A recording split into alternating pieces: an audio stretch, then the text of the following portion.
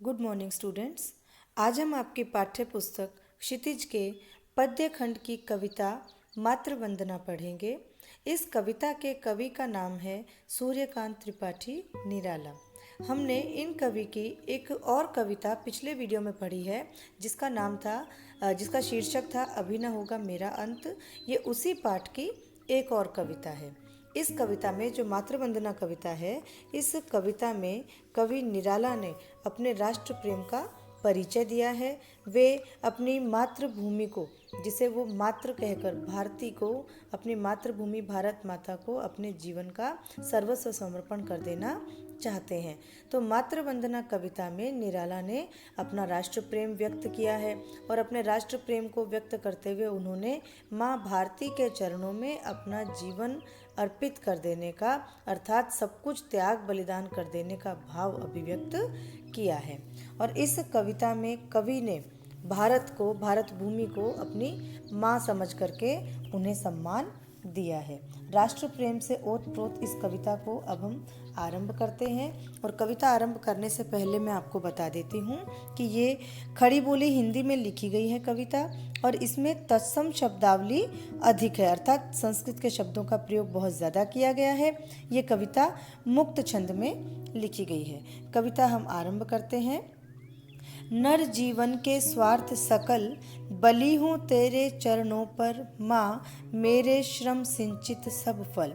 जीवन के रथ पर चढ़कर, सदा मृत्यु पथ पर बढ़कर, महाकाल के खरतर शर सह सकूं, मुझे तू कर दृढ़तर।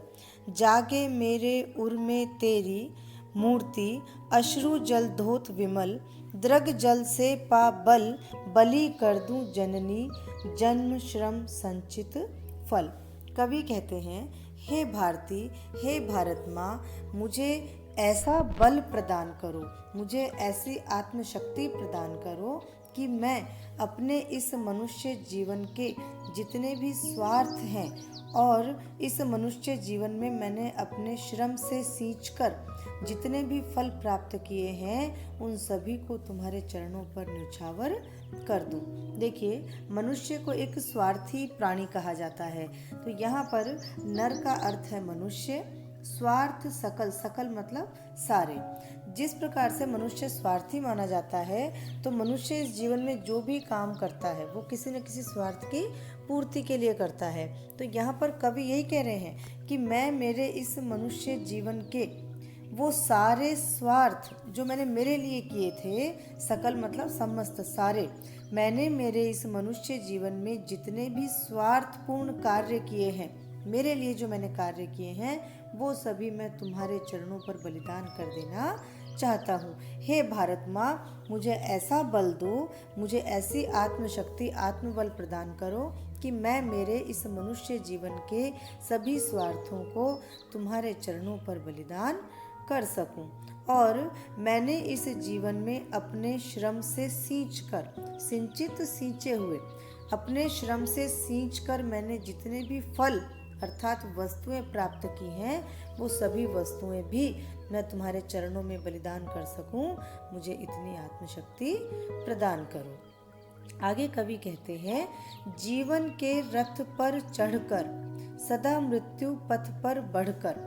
जीवन के रथ पर, यहाँ रूपक अलंकार है, जीवन के रथ पर अर्थात जीवन रूपी रथ पर। कवि कहते हैं कि मैं जीवन रूपी रथ पर चढ़कर जब मृत्यु की ओर बढ़ूं, जिस दिन से मनुष्य जन्म लेता है उसी दिन से उसका एक सफ़र शुरू होता है जो मृत्यु पर जाकर समाप्त होता है। तो यहाँ कवि कहते हैं कि मैं जीवन रूपी रथ पर चढ़कर जब मैं अपना जीवन बिता रहा हूँ, जब मैं मृत्यु के पथ पर बढ़ रहा हूँ, तब मैं मृत्यु की चिंता ना करूँ, मैं सदा अपने जीवन को तुम्हारे लिए ही काम में लाता रहूं। महाकाल के खरतर शर सह सकूं, मुझे तू कर दृढ़तर। महाकाल, महाकाल बोलते हैं मृत्यु को, समय को। तो यहाँ पर कह रहे हैं कि समय, महाकाल, महामृत्यु, अगर मृत्यु मुझ पर खरतर, खरतर का अर्थ होता है पैने, तीखे, खरतर मतलब पैने, और महाकाल का अर्थ होता है मृत्यु या समय, और शर बोलते हैं बाणों को, तीर को। कवि कहते हैं कि जब मैं जीवन रूपी रथ पर चढ़कर मृत्यु पथ पर मृत्यु की ओर आगे बढ़ रहा हूँ, तब मैं कठोर मृत्यु के तीखे बाणों को सह सकूं, तो मुझे इतना दृढ़तर, इतना मजबूत, इतना बलशाली या सहनशील बना दो कि मैं जब जीवन रूपी रथ पर चढ़कर मृत्यु के पथ पर बढ़ रहा हूँ, तब समय के द्वारा विघ्न और बाधाओं के रूप में जो मुझ पर तीखे बाण चलाए जाएं, मैं उन्हें सहन कर सकूं। यहाँ पर जो खरतर शर मतलब तीखे बाण, तो जीवन रूपी रथ पर चढ़कर जब हम मृत्यु की ओर बढ़ रहे होते हैं, कहने का तात्पर्य जब हम अपना जीवन बिता रहे होते हैं, तब हमें अपने जीवन काल में सामना करना पड़ता है तरह तरह के विघ्न और बाधाओं का। यहाँ पर उन्हीं विघ्न और बाधाओं का वर्णन करते हुए कवि कहते हैं कि जब मैं जीवन रूपी रथ पर चढ़कर मृत्यु की ओर बढ़ रहा हूँ, तब तुम मुझे इतना मजबूत बना देना कि कठोर समय के द्वारा विघ्न और बाधाओं के रूप में जो भी तीखे बाण मुझ पर चलाए जा रहे हों, मैं उन्हें सह सकूं, अर्थात मैं उन्हें झेल सकूं, मैं उन कष्टों से, बाधाओं से घबराऊं नहीं। तो हे भारती, हे भारत माँ, तुम मुझे इतना बल प्रदान कर दो। जागे मेरे उर में तेरी, उर बोलते हैं हृदय को, तेरी मूर्ति, यहाँ तेरी आया है भारत माता के लिए। तो कवि कहते हैं हे भारत माता, मेरे हृदय में हमेशा तेरी मूर्ति जागी रहे, अर्थात साकार रहे, बनी रहे। कैसी मूर्ति? अश्रु जल धोत विमल। अश्रु जल बोलते हैं आंसुओं को, और धौत का अर्थ होता है धुली हुई, और विमल बोलते हैं स्वच्छ को, निर्मल को। कवि कहते हैं कि तुम आज परतंत्रता के कारण दुखी हो और आंसू बहा रही हो। तुम्हारा ये दुखी और आंसू बहाता हुआ जो रूप है, ये रूप सदा मेरे हृदय में बसा रहे। तुम्हारी जो आंसुओं से बहकर, तुम्हारे ही आंसुओं से तुम्हारी मूर्ति धुलकर जो इतनी स्वच्छ हो चुकी है, ऐसी छवि मेरे हृदय में हमेशा बसी रहे। क्यों बसी रहे? क्योंकि मैं जब अपनी भारत माता को उसके ऐसे रूप को अपने हृदय में बसाकर रखूँगा कि वो आंसुओं को बहा रही है, वो परतंत्रता से दुखी है, तो मेरे हृदय में हमेशा उसे स्वतंत्र करने की भावना जगी रहेगी। तो यहाँ पर कवि यही बात कह रहे हैं कि हमेशा जागे मेरे उर में तेरी मूर्ति, अश्रु जल धौत विमल। तेरे आंसुओं से धुली हुई तेरी स्वच्छ मूर्ति हमेशा मेरे हृदय में बनी रहे, ताकि मैं क्या कर सकूं? ताकि द्रग जल से पा बल, बलि कर दूं जननी, जन्म श्रम संचित फल। कहते हैं कि दृग जल अगेन यहाँ पे आंसुओं को कहा जाता है। दृग का अर्थ होता है आंख, और जल मतलब पानी, तो आंखों के पानी को दृग जल अर्थात आंसू। दृग जल से पा बल, बल मतलब शक्ति। मैं तेरे उन आंखों से बहते हुए आंसुओं से ऐसा बल पाऊं कि मैं बलि कर सकूं, मैं बलिदान कर सकूं। हे माँ, जननी का अर्थ होता है माँ।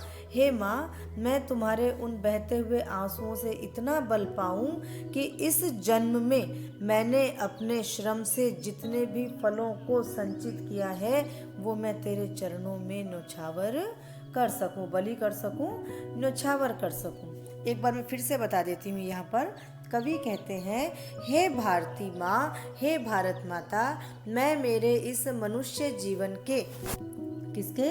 इस नर जीवन के सारे स्वार्थ तेरे चरणों पर बलिदान कर सकूं, मुझे इतना आत्मबल प्रदान करो। हे माँ, मैं मेरे इस जीवन में श्रम से सींचकर प्राप्त किए गए सभी फलों को तुझ पर न्योछावर कर सकूं, मुझे इतनी शक्ति प्रदान करो। जब मैं जीवन रूपी रथ पर चढ़कर मृत्यु की ओर बढ़ रहा हूँ, तब मैं कठोर समय के विघ्न और बाधा रूपी तीखे बाण सह सकूं, उनको झेल सकूं, तो मुझे इतना मजबूत बना दे।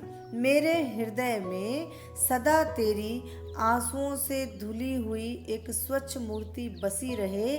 मैं तेरे उन आंसुओं से ऐसा बल पाऊं माँ कि इस जन्म में श्रम से सींचकर जो भी फल मैंने प्राप्त किए हैं, उन सभी फलों को तुझ पर न्योछावर कर सकूं, तुझ पर बलिदान कर सकूं।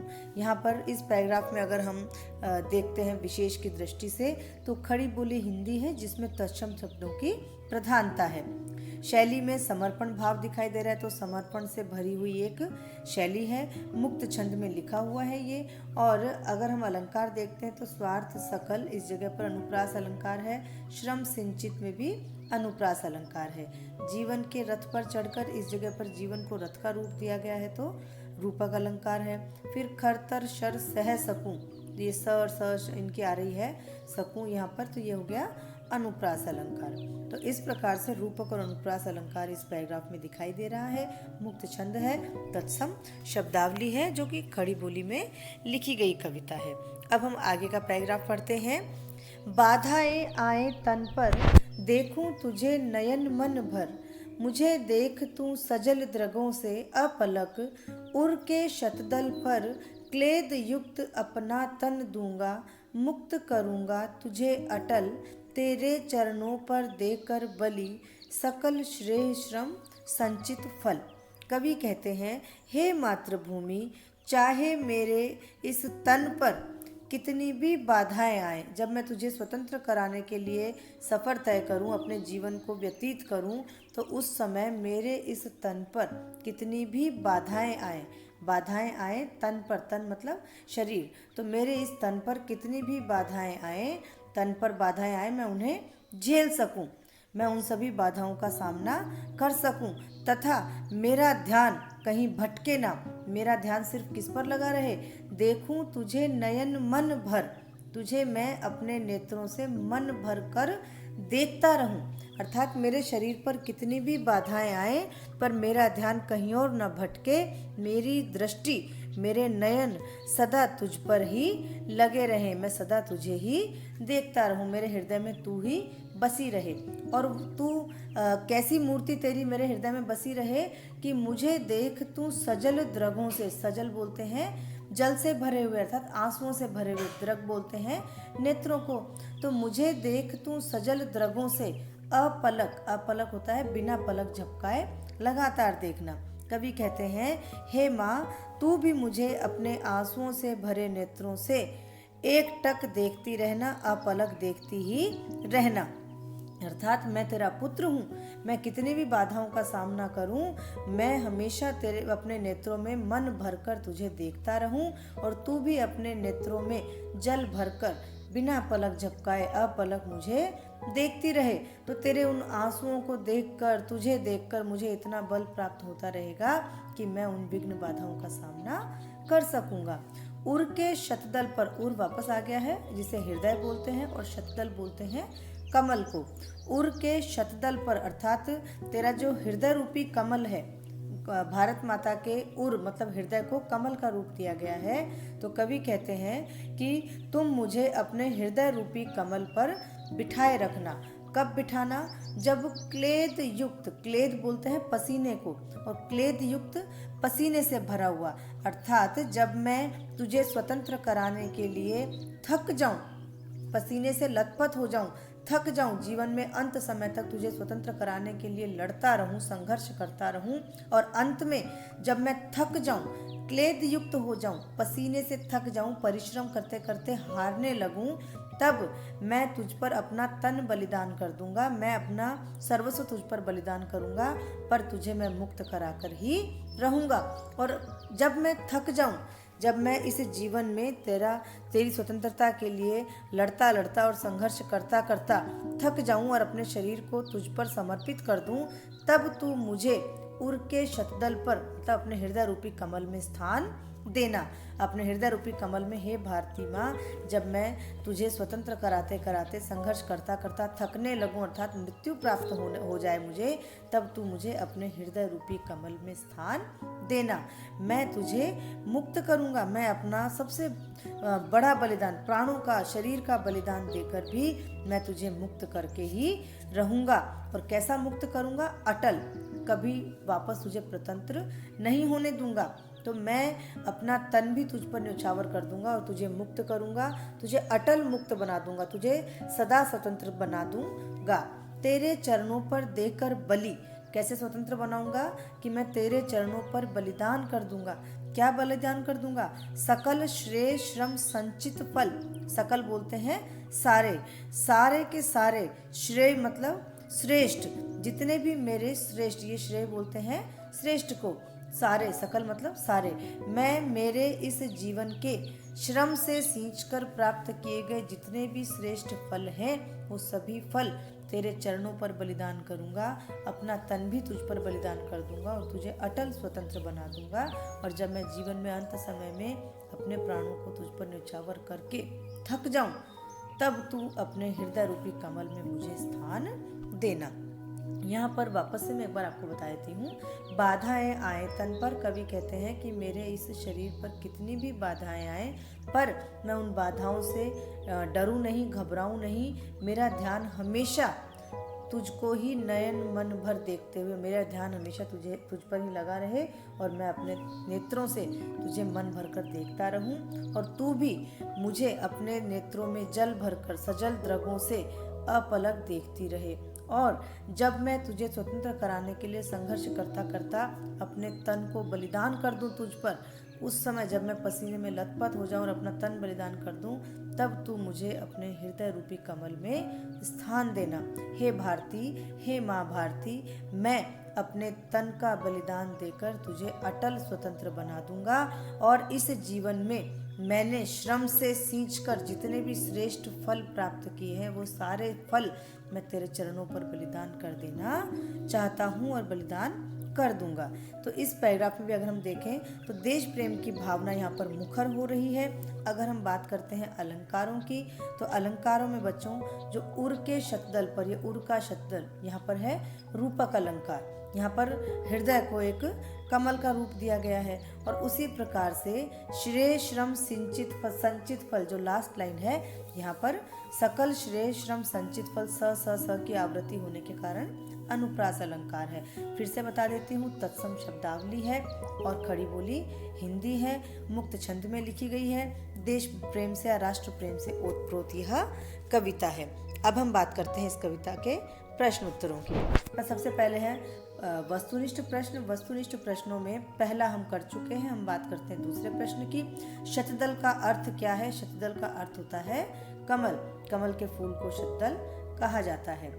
अति लघुत्रात्मक प्रश्नों में हमें करना है 7वां प्रश्न, क्योंकि ऊपर के सारे प्रश्न मैं आपको पिछली कविता में करवा चुकी हूँ।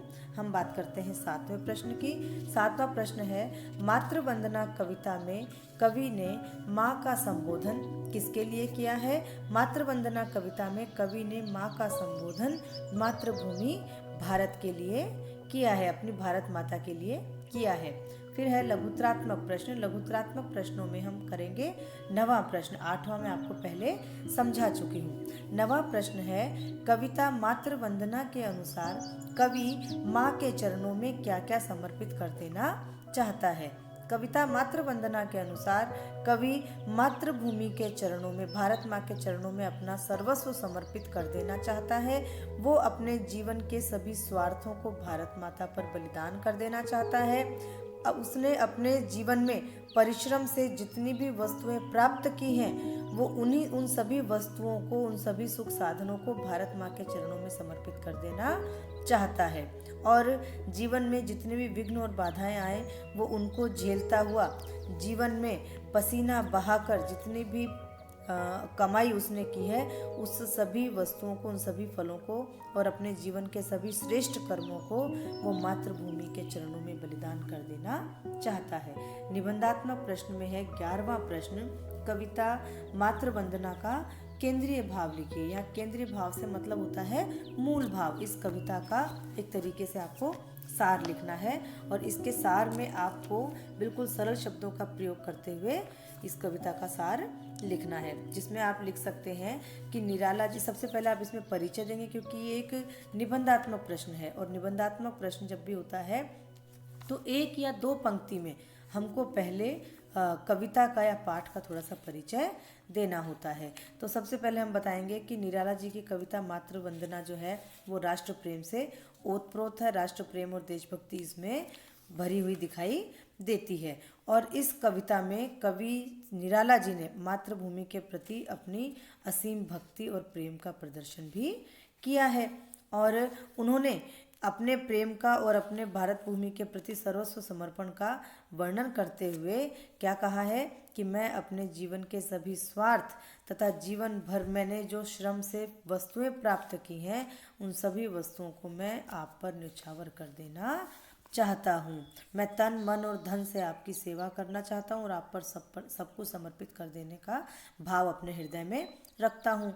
मैं जीवन पथ पर आने वाली सभी विघ्न और बाधाओं को पार करके अपने श्रम से कमाए गए सारे सुख और साधनों को भारत माँ के चरणों में समर्पित कर देना चाहता हूँ। तो कवि जो चाहता है वो आपको लिखना है। और अंत में कवि ने कहा है कि क्योंकि सबका जीवन एक न एक दिन समाप्त होता है, तो जब भी तुम्हें स्वतंत्र कराते कराते मेरा जीवन समाप्त होने लगे, तब कवि चाहता है कि भारत भूमि अपने हृदय रूपी कमल में उसे स्थान प्रदान करे, वो भारत माता के हृदय में वास करने लगे। कवि ने हर देशवासी को, इसका अब केंद्रीय भाव क्या आ रहा है कि कवि ने इस कविता के माध्यम से भारत के हर देशवासी के सामने अपने देश के प्रति अपने कर्तव्य को प्रस्तुत करने के लिए प्रेरित किया है। ये इस कविता का मूल भाव है कि कवि ने ये प्रेरणा दी है कि प्रत्येक देशवासी को अपने देश के लिए सर्वस्व समर्पण का भाव रखना चाहिए, राष्ट्र प्रेम का भाव अपने हृदय में रखना चाहिए। तो आपको इस कविता का बहुत सरल शब्दों में सार लिखते हुए इस कविता का मूल भाव, उद्देश्य लिख देना है और आपको ये सारा काम करना है। बच्चों देखिए, हो सकता है कि ये ऑनलाइन क्लासेस लगातार जारी रहें और आपको अपनी बोर्ड परीक्षा इन ऑनलाइन क्लासेस के माध्यम से ही, इनके आधार पर पढ़कर ही देनी पड़े। तो आपको क्या करना है कि एक तो अपना काम लगातार आप करेंगे, पूरा करना है। आने वाले टाइम में कुछ समय के बाद हम आपसे आपका पिछले 6 महीनों में किया गया सारा काम मंगवाने वाले हैं, जो आपको चेक करवाना पड़ेगा। तो आप अपना काम रेगुलर करेंगे और ये काम करके आप मुझे मेरे नंबर पर सेंड करेंगे। Thank you.